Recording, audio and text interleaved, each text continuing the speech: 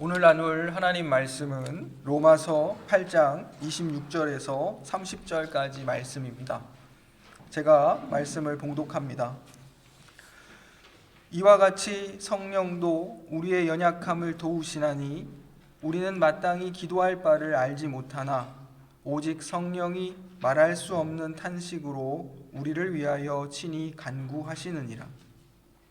마음을 살피시는 이가 성령의 생각을 아시나니 이는 성령이 하나님의 뜻대로 성도를 위하여 간구하심이니라.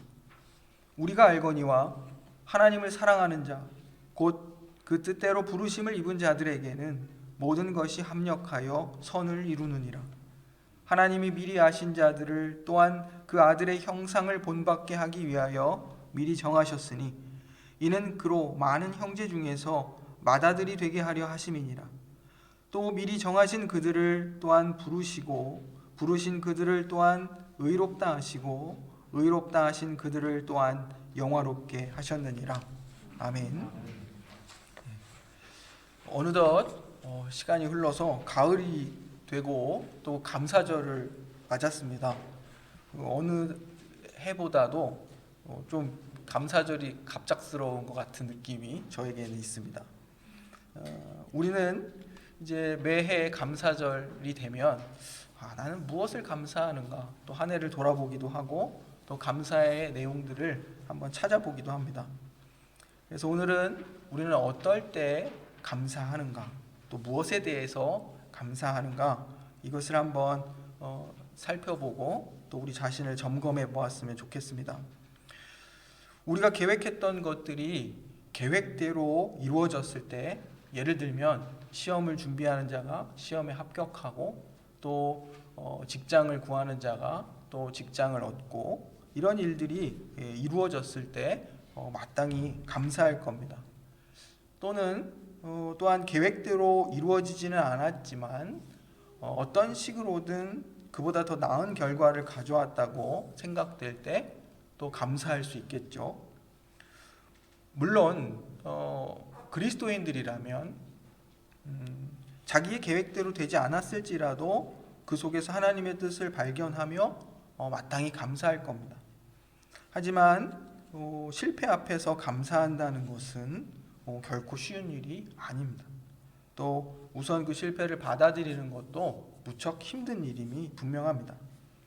사도 바울은 데살로니가 교회의 신자들에게 편지를 쓰면서 범사에 감사하라 이렇게 말하고 있습니다. 이 말은 모든 일에 있어서 감사하라 이런 뜻입니다. 무엇 때문에 우리가 범사에 모든 일에 있어서 감사할 수 있는가? 우리가 원하는 것, 원치 않는 것, 이 모든 되어지는 일들에 대해서 과연 우리가 어떠한 자세와 태도를 가져야 하는가? 이것이 우리가 오늘 말씀을 살피려는 목적입니다. 우선 우리가 함께 읽은 로마서 8장 28절 말씀, 우리가 잘 아는 말씀입니다. 하나님을 사랑하는 자 곧 그의 뜻대로 부르심을 입은 자들에게는 모든 것이 합력하여 선을 이루느니라 이렇게 기록하고 있습니다. 이 내용을 우리가 이해하기 위해서는 제일 먼저 하나님의 존재와 그분의 일하심에 대한 선행 지식이 있어야 됩니다. 하나님이 어떠한 분이신가에 대한 이해가 있어야 또 그가 어떻게 일하시는가에 대한 이해가 있어야 이 28절의 말씀을 바르게 이해할 수 있다 이런 뜻입니다. 제가 존경하고 좋아하는 네덜란드의 신학자가 있습니다. 헤르만 바빙크라는 신학자인데요. 한 100여 년 전에 주일학교 교사들을 위해서 책을 한 권 저술했습니다. 이분의 저술은 굉장히 많은데요. 그 중에 주일학교 교사들을 위해 저술한 책이 있는데 그 책의 제목이 하나님의 큰일입니다. 큰일. 사도행전에 나오는. 근데 이 책의 1장의 제목이 있는데요. 그 1장의 제목이 사람의 최고선입니다. 한자 말 그대로 최고선, 지극히 큰 선, 또 가장 큰 선, 선의 총체, 이런 뜻이죠. 그래서 가장 큰 선, 사람의 가장 큰 선. 이 책 제목, 이 챕터의 제목이 의미하는 바는 하나님만이 오직 하나님만이 사람의 최고 선이시다. 이런 뜻을 담고 있습니다.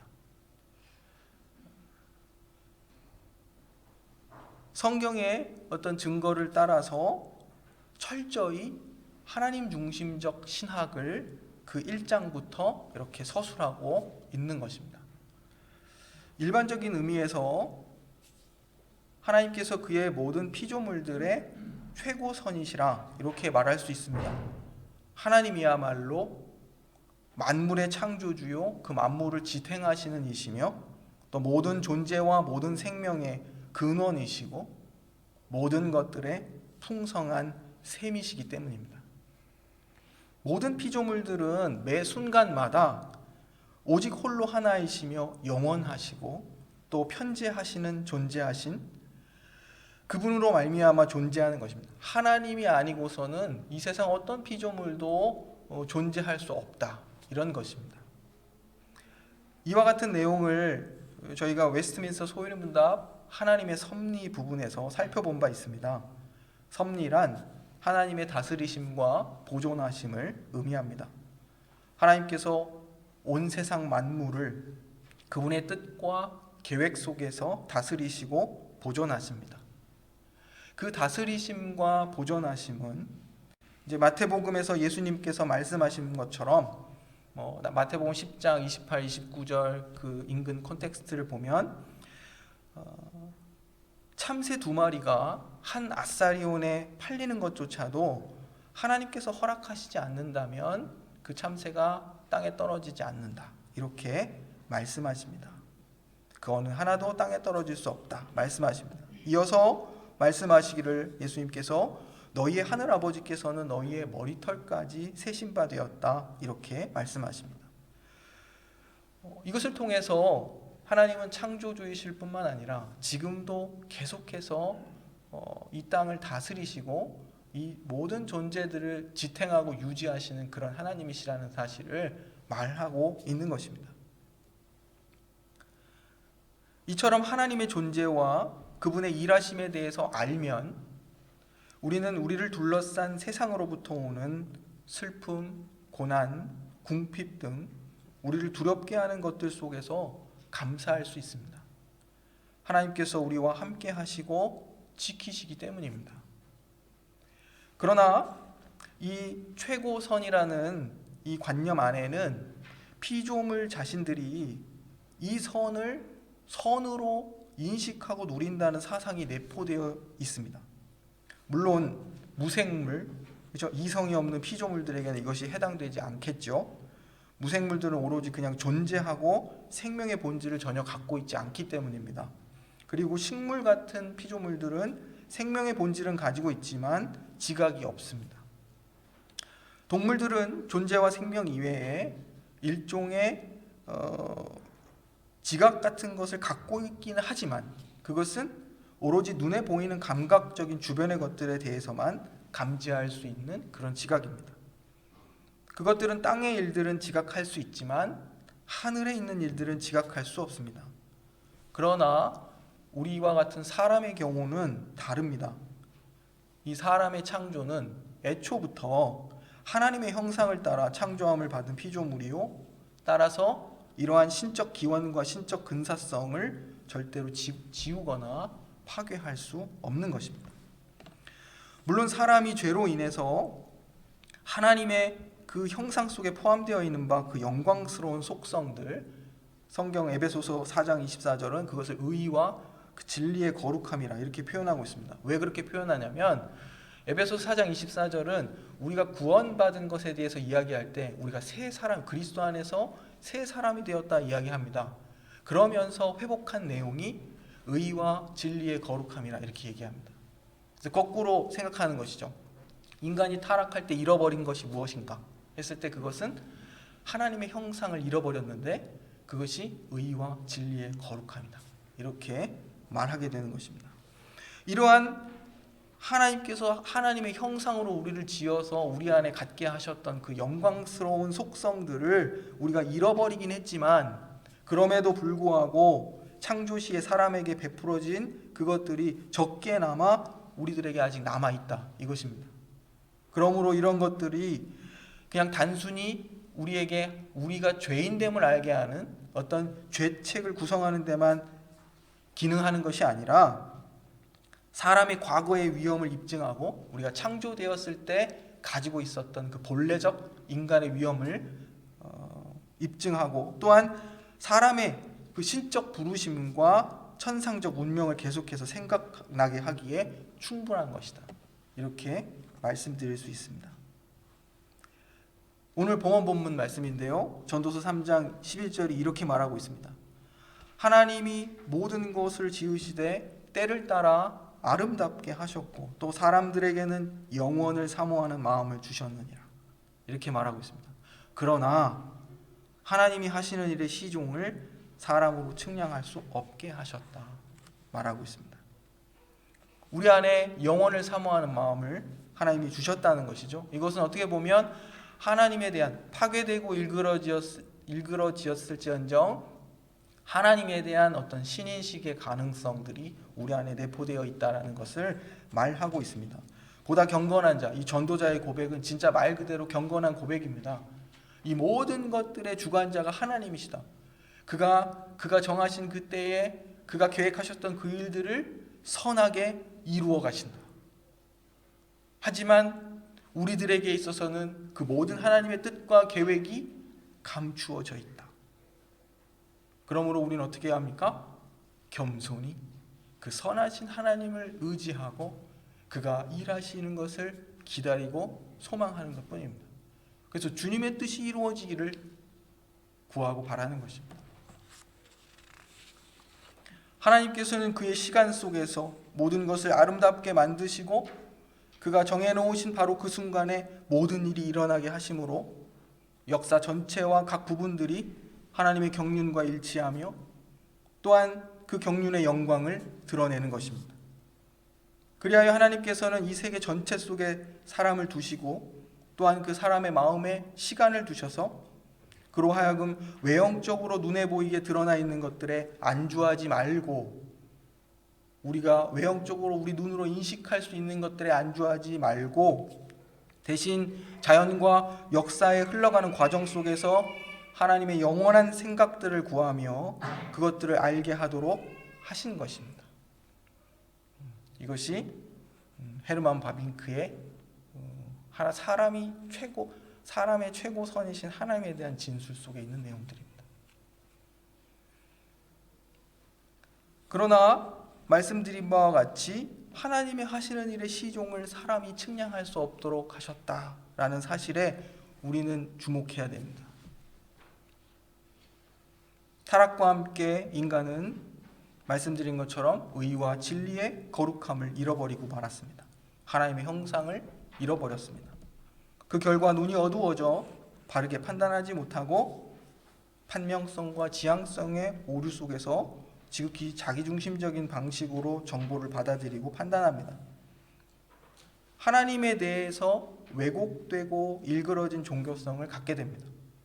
사람과 역사에 대해서도 객관적으로 이해하지 못하게 됩니다. 타락한 인간은 모든 정보를 자기 자신에게 유리한 방식으로 이해하고 왜곡하며 기억하기 때문입니다. 그래서 타락한 종교들을 보면 그 특징이 자신들이 경배하는 그 경배의 대상에 대해 별로 관심이 없습니다. 그것보다는 자기의 필요와 욕망이 항상 앞섭니다. 그리고 모든 일에 합력하여 선을 이루신다는 말씀을 들으면 그 말씀이 이제 우리에게 어떻게 적용됩니까? 어떤 적용을 이루냐면 현재 만족스럽지 못한 상황이지만 자기가 볼 때에 그렇지만 그래도 선한 결과를 허락해 주시겠지 하는 적용을 하게 됩니다. 우리는 이처럼 우리 중심적 어떤 현 상황에 대한 이해와 결과에 대한 우리 중심적 지향성을 가지고 있습니다. 판명성이라는 것은 무언가에 대한 그 실체와 원인을 분명히 알 수 있는 능력이 없음을 말하는 겁니다. 그러니까 쉽게 말하면 우리가 눈으로 보지만 우리가 경험하지만 사실은 우리는 알지 못한다는 것입니다. 지향성의 오유라는 것은 뭐냐면 인간은 그냥 가만히 있어도 어떤 지향성이 있어요. 타락한 인간이. 저는 과학을 잘 모르고 그냥 배운 대로 전하는 겁니다.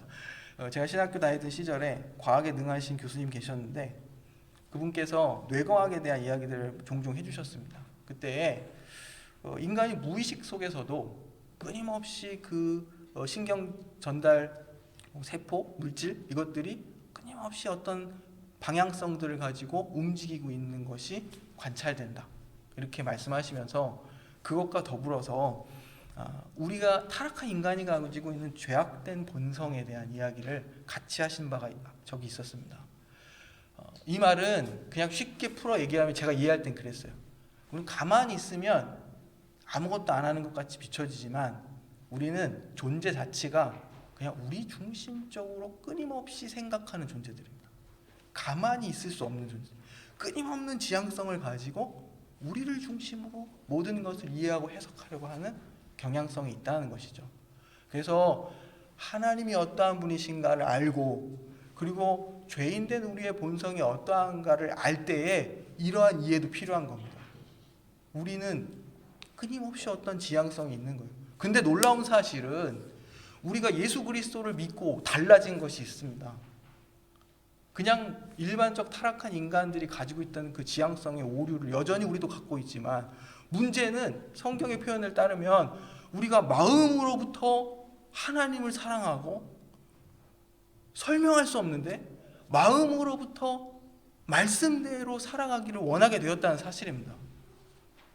그것이 우리의 특별한 점입니다. 그래서 죄와 싸우죠.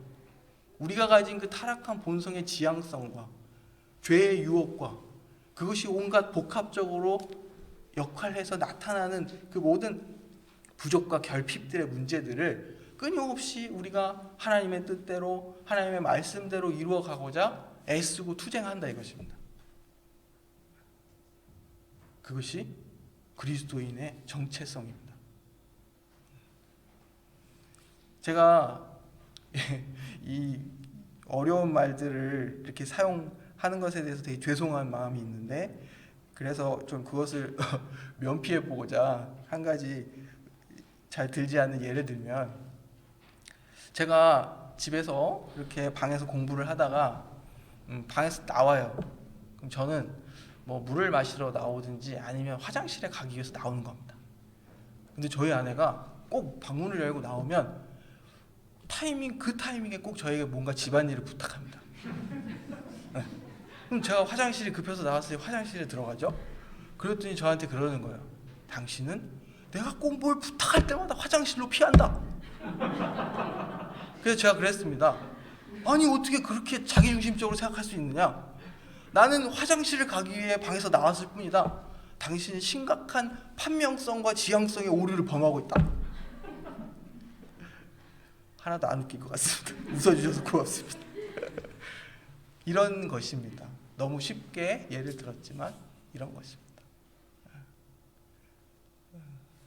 그렇고 이런 걸 하면 안 됩니다. 제가.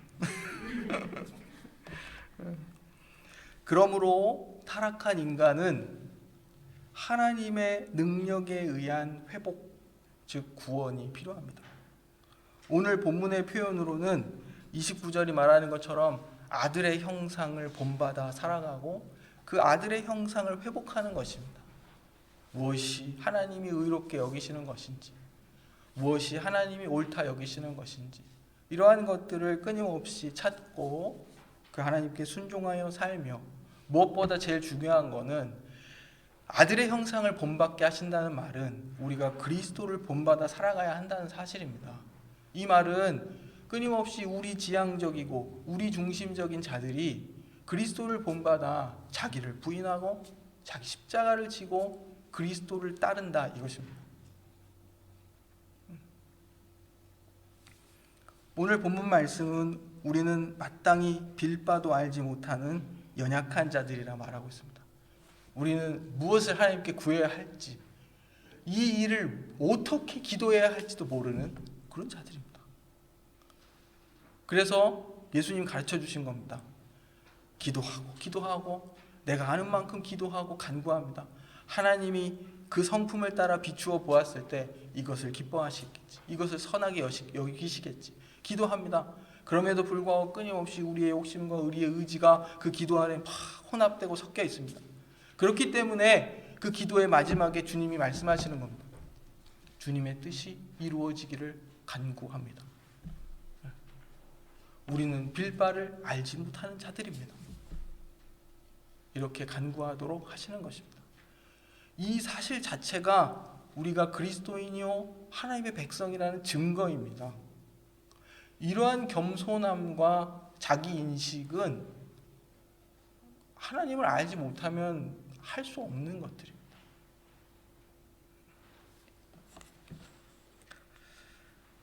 아까 마태복음 10장 29절의 말씀을 잠깐 말씀드렸습니다. 참새 2마리가 한 아사리온에 팔리는 것, 하나님이 허락하지 않으시면 그 어느 것 하나도 땅에 떨어지지 않는다. 이렇게 말씀하신 내용들, 사실은 그 앞서 28절에 이런 말씀이 있습니다. 몸은 죽여도 영혼은 능히 죽이지 못하는 자들을 두려워하지 말고 오직 몸과 영혼을 능히 지옥에 멸하실 수 있는 이를 두려워하라. 이 말은 제자들이 앞으로 받게 될 박해와 핍박, 오해, 차별 이런 것들에 앞서 미리 예수님께서 말씀하시는 겁니다. 그들이 기껏 할 수 있는 것들은 너의 목숨을 빼앗는 것이다. 하지만 너를 지키고 인도하시고 너에게 뜻을 가지고 계시는 하나님은 영혼과 육체를 지옥불에 멸하시는 그러한 하나님이시다. 이렇게 말씀하시는 겁니다. 결국 뭐예요? 두려워하지 말라. 두려워하지 말라. 말씀하시는 겁니다. 하나님을 알면 여전히 두렵지만, 여전히 불안하지만, 여전히 혼란스럽지만 하나님은 선하시기에, 그분은 뜻을 가지고 계시기에 두려워하지 않고 불안을 내려놓고 그 혼란함 가운데에서도 하나님이 기뻐하시는 선택을 하기 위해 한 걸음 한 걸음을 내딛게 되는 것입니다. 이 빌바를 알지 못한 연약한 자들을 위하여 그리스도의 영이 우리에게 주어졌습니다. 성령이십니다. 성령께서 우리를 위해 간구하시고, 성령께서 우리를 말씀으로 이끄시고, 성령께서 우리를 도우시고, 성령께서 우리를 인내하게 하시는 것입니다. 하나님이 이렇듯 그리스도의 영을 통해 우리를 지키고 인도하신다는 사실, 그로 인해 안심하고 그로 인해 두려워하지 않도록 하시는 것입니다. 무한하시고 전능하시고 모든 것을 아시는 그 하나님을 알게 하여 세상을 두려워하지 않게 하시는 것, 또 우리의 죄인됨과 무능을 알게 하여 성령과 말씀의 인도를 받도록 하시는 것이 사실은 바로 우리가 진정으로 감사해야 될 내용입니다. 우리가 하나님께 붙들려 있다는 것, 그 하나님이 세상을 지금도 다스리시고 지탱하고 계시다는 사실, 그분이 그 선한 뜻대로 이 모든 것들을 경영해 가신다는 사실, 우리의 눈에 결핍투성이 있고 오류투성인 것 같고 또 불의하고 또 이해할 수 없는 일들로 가득 찬 것 같지만 하나님께서 당신의 선한 뜻을 당신의 때에 이루어가고 계시다는 사실을 우리가 분명히 기억해야 하고 그로 인해서 감사해야 하는 것입니다. 주의 뜻이 하늘에서 이루어진 것 같이 땅에서도 이루어지기를 기도하라 하셨습니다. 예수님께서는 특별히 우리를 위한 간구들, 일용할 양식과 죄 용서와 시험과 악에서부터 우리를 지키고 보호하시옵소서라는 그 기도에 앞서 하나님의 뜻이 이루어지기를 간구하도록 가르치셨습니다.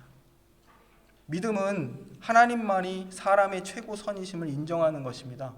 아브라함이 하나님의 존재와 그 약속을, 그 일하심을 믿어 의롭다 하심을 입은 것처럼 믿음은 하나님이 사람의 최고 선이심을 인정하고 고백하는 것으로 시작하는 것입니다. 또한 우리의 무지와 무능에 대한 고백이 전제되어야 합니다. 즉 하나님과 세상과 우리 자신에 대해 눈이 어둡고 또 이기적인 길로 가려고 하는 우리의 경향성, 그것을 가진 우리들에 대한 우리의 인정, 시인, 그것이 있어야 됩니다. 그러므로 하나님의 선하심을 믿고 그분의 능력과 의지, 그 뜻을 믿어야 합니다. 모든 것이 합력하여 선을 이루게 하시는 하나님의 그 선한 역사를 따라가야 하는 것입니다. 전도서 3장 11절 하반절에 이미 우리가 살펴보았지만 주의 하시는 일의 시종을 측량하려 해서 안 된다. 이렇게 말씀하십니다.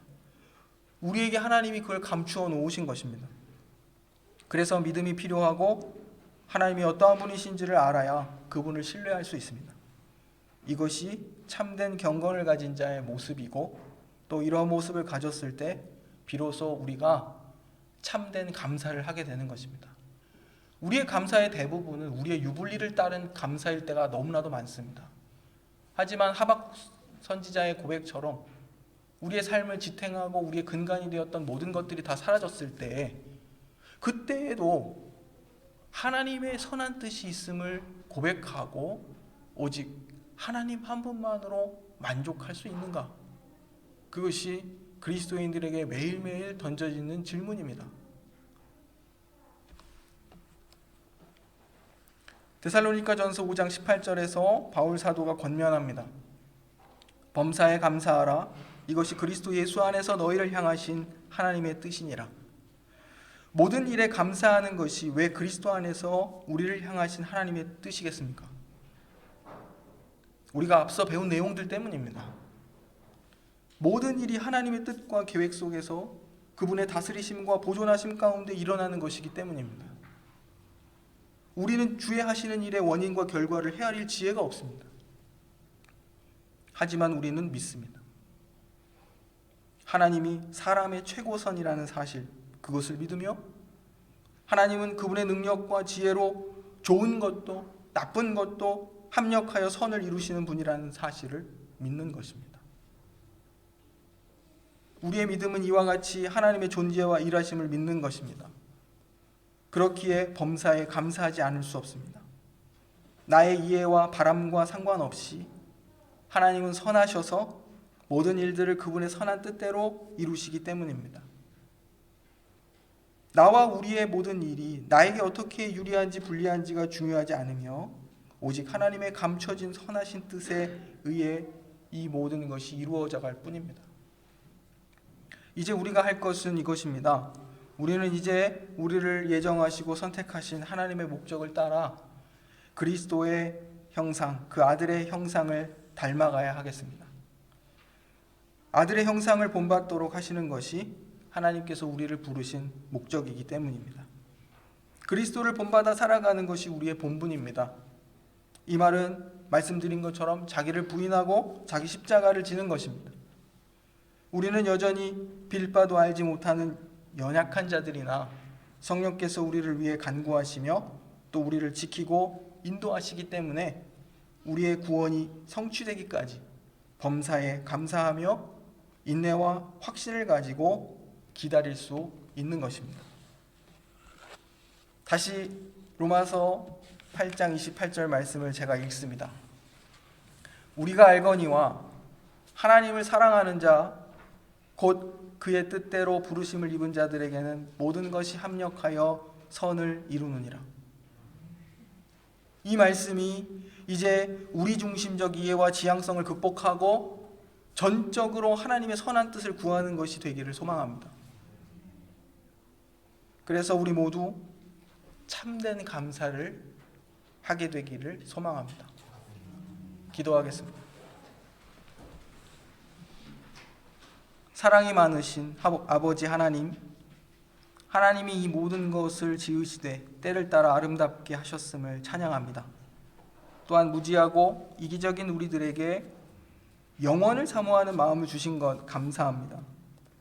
선하신 하나님께서 당신의 선한 뜻을 따라 만물을 계획하시고 다스리심을 믿으며 우리가 두려워 말고 또 이기적이 되지 말고 그리스도의 형상을 닮아가는 그러한 저희들이 되도록 인도해 주옵소서.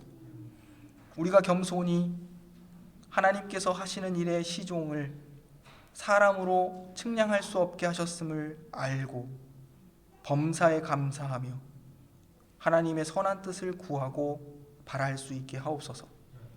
예수님의 이름으로 기도드립니다.